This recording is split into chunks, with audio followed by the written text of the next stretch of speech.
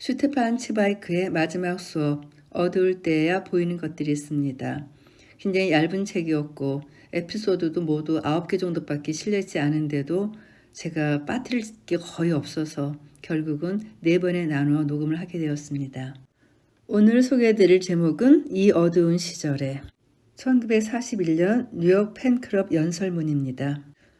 정신적 일치라는 오랜 신조를 강화하기 위해 지금 이 자리에 모인 유럽 작가들 가운데 독일어를 쓰는 우리는 괴롭고도 비극적인 우선권을 갖고 있습니다. 우리는 오늘날 세계를 공포에 떨게 하는 잔혹함의 첫 번째 시험 대상이었습니다. 우리의 책들이 가장 먼저 불에 던져졌고 우리를 시작으로 수천, 수만 명이 집과 보금자리에서 쫓겨났습니다.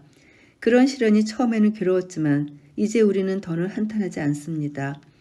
만약 독일 나치가 우리를 보호했거나 심지어 드높였더라면 우리가 어떻게 이 미국과 같은 자유국가와 우리 자신 앞에 떳떳할 수 있겠습니까? 역사상 최악의 재앙을 세상에 가져온 자들과 명확히 갈라섰다는 데서 우리의 양심은 더 큰 자유를 느낍니다. 그러나 독일 문화를 빙자하여 자행되는 모든 악행의 책임을 벗었더라도 우리의 영혼은 이런 악행의 그림자에 남모르게 짓눌리고 있습니다. 유럽의 다른 나라 동료들에게는 이 일이 덜 버거울 것입니다. 그들은 인간의 존엄을 해치는 이 잔혹한 행위들 앞에서 적어도 당당하게 우리와는 상관없다. 이것은 다른 나라의 정신이자 이념이다라고 말할 수 있을 것입니다. 그러나 독일어를 사용하는 우리는 이런 폭력 앞에서 남들은 모르는 끔찍한 부끄러움을 느낍니다.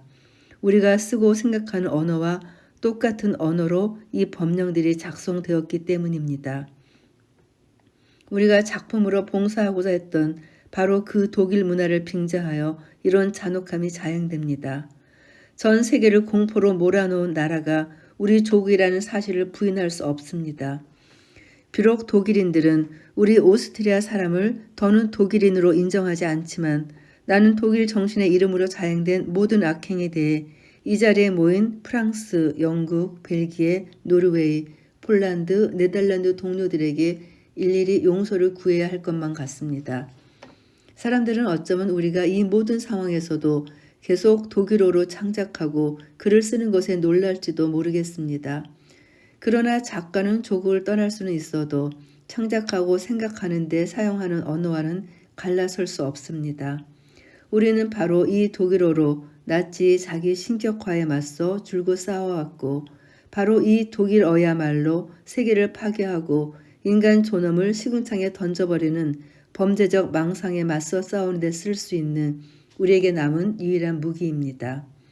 그러나 동료 여러분, 인류가 짐승이 된 명백한 퇴행 때문에 우리는 믿음과 낙관을 잃어버렸지만 그 대신 이 시련에서 얻은 것도 한 가지 있습니다. 나는 오늘날 우리 각자가 정신적 자유의 필수성과 신성함을 그 어느 때보다 새롭고 절절하게 인식하고 있다고 믿습니다. 지금 우리는 삶의 가장 신선한 가치를 아주 특이한 방식으로 체험하고 있기 때문입니다.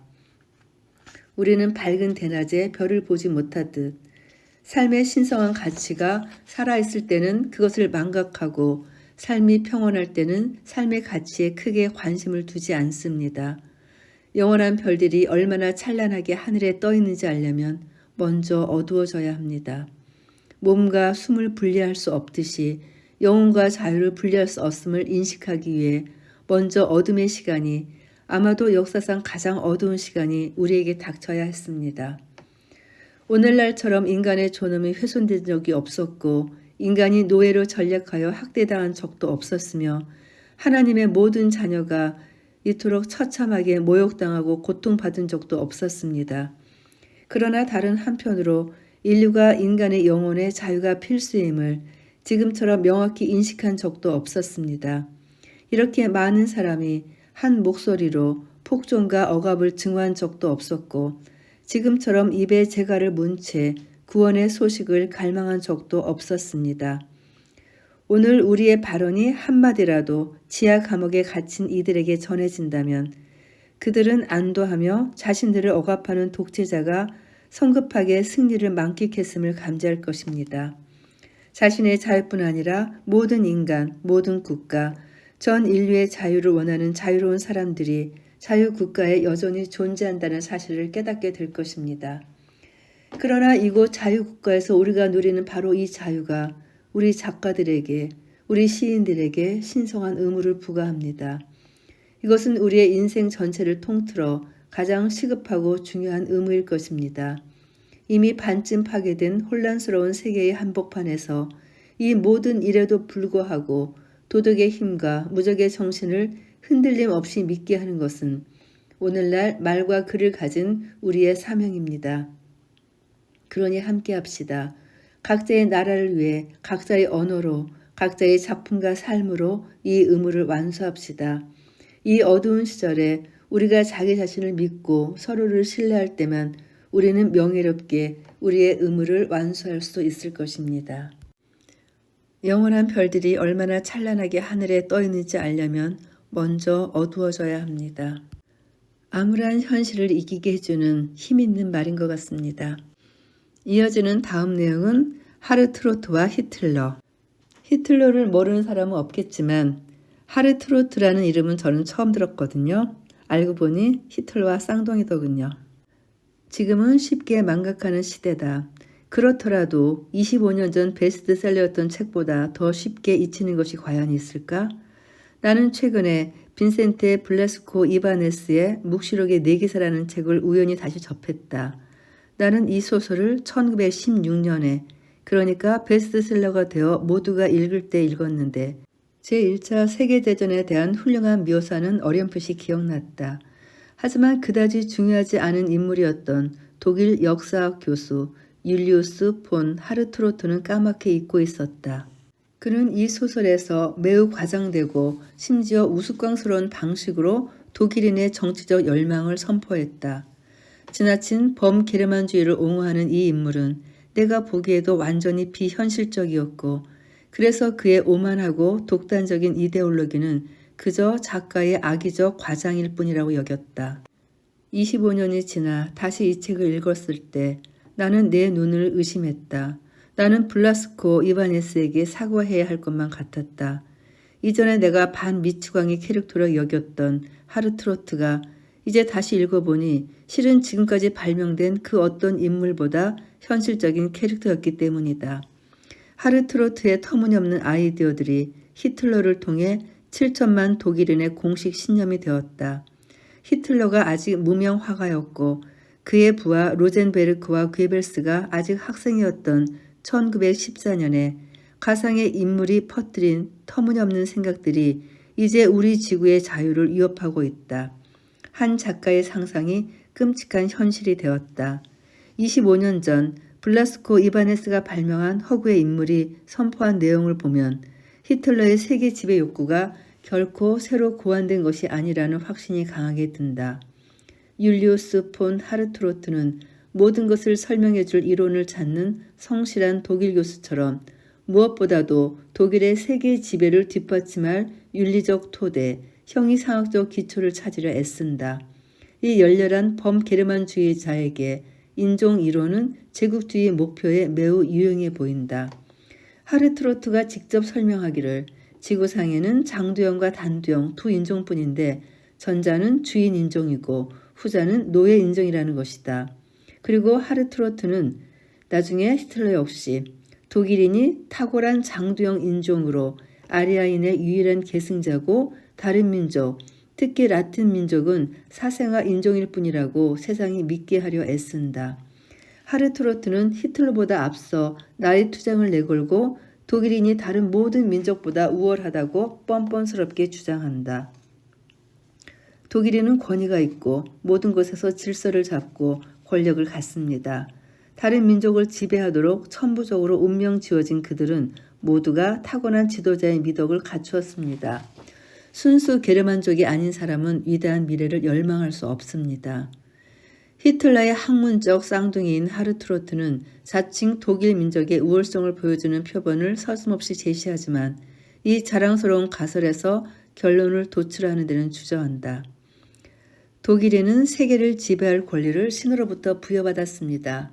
그러므로 독일은 독일 혈통이 존재하거나 우리 조상이 지배했던 모든 국가를 다시 점령해야 합니다. 점령해야 할 국가 목록에는 벨기에와 네덜란드뿐 아니라 게르만족인 프랑크족이 한때 정복했었다는 이유로 프랑스도 넣었고, 한때 롬바르족이 일부 지역을 점령했었다는 이유로 이탈리아를, 그리고 튜턴족으로부터 최고의 혈탕을 받았다는 이유로 스페인과 포르투갈도 추가했다. 그러나 서유럽 같은 작은 조각으로는 하르트로트와 히틀러의 욕심을 채우기에 턱없이 부족했다. 그들의 견해로는 스페인 사람과 포르투갈 사람이 주로 거주하는 남아메리카 역시 독일의 지배를 받아야 마땅했다. 북아메리카 또한 독일 식민지 개척자들의 노력으로 번영을 누리고 있으므로 독일화의 대상으로 보는 것이 타당했다. 1914년의 하르트로트와 1925년의 히틀러는 이 특별한 목표를 달성하는 수단이 바로 전쟁이라고 똑같이 주장했다. 하르트로트는 히틀러보다 약간 더 솔직하게 다음과 같이 선언한다. 우리는 비겁하지 않습니다. 우리는 지구 전역으로 활동을 확장하는 사명을 띤 최초의 민족이므로 전쟁을 하는 것입니다. 탕헤루, 툴롱, 안트베르펜, 칼레가 독일이 될 때 우리는 기꺼이 독일의 야만성을 토론할 것입니다. 그러나 지금 우리는 강자고 토론할 기분이 아닙니다. 폭력이 최고의 주장입니다.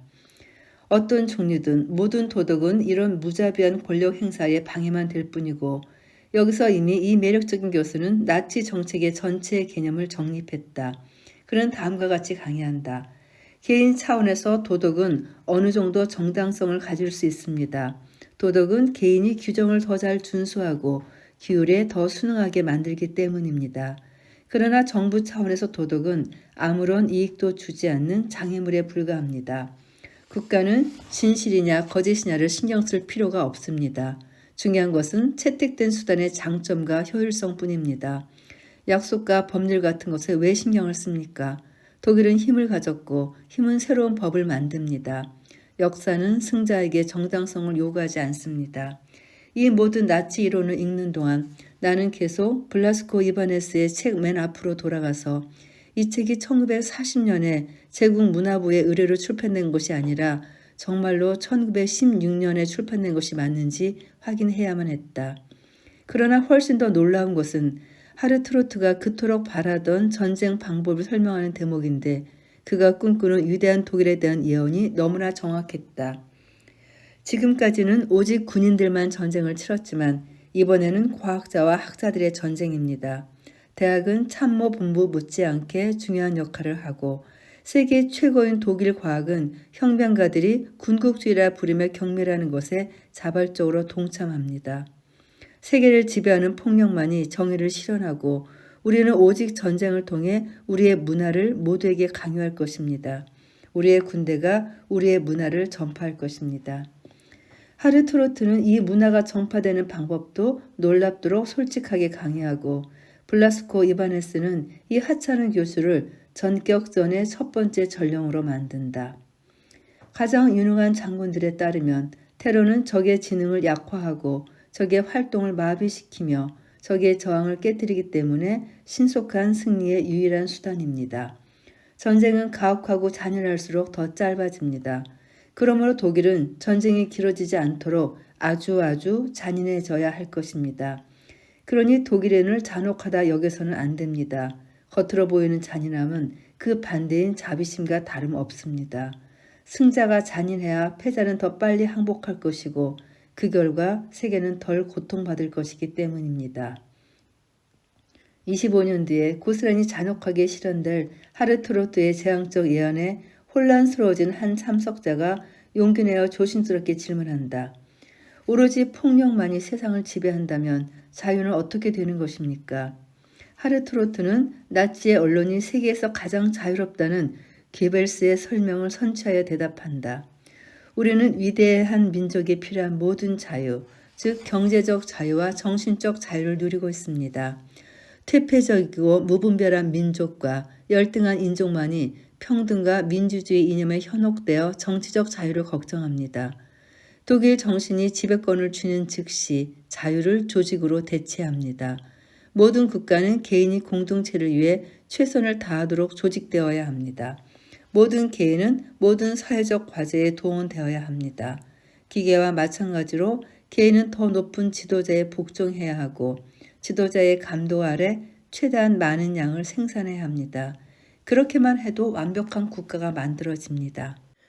오늘날 히틀러가 전 세계에 강요하려는 이 모든 계획은 너무나 진짜 같은 허구의 인물 하르트로트에 의해 고안되었다.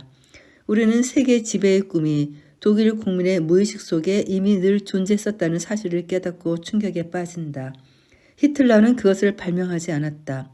블라스코 이바네스가 25년 전에 하르트로트의 입을 빌려 예언했던 것이 그의 광기를 통해 실현되었을 뿐이다. 고립된 몇몇 개인의 사악한 꿈에 불과했던 것이 이제는 수백만의 소망이 되었고 세계를 위협하는 가장 큰 위험 요소가 되었다. 블라스코 이바네스의 소설은 작가가 정치학 교수보다 당대와 미래를 더 잘 이해한다는 것을 다시 한번 더 보여주었다. 광란의 도안이라고 하죠. 그런 광기 속에 빠져 있을 때 사람들은 자신의 미친 짓을 깨닫지 못하는 것 같습니다. 후기로 이 녹음을 정리해 보겠습니다. 슈테판 츠바이크가 말년에 집필한 가장 아름답고 감동적인 이 추억과 격려의 글들은 불행히도 지금까지 알려지지 않았다.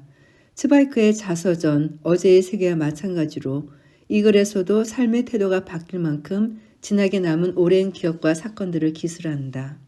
필요한 건 오직 용기뿐이라는 제목으로 소개된 일화는 학창 시절까지 거슬러 올라간다.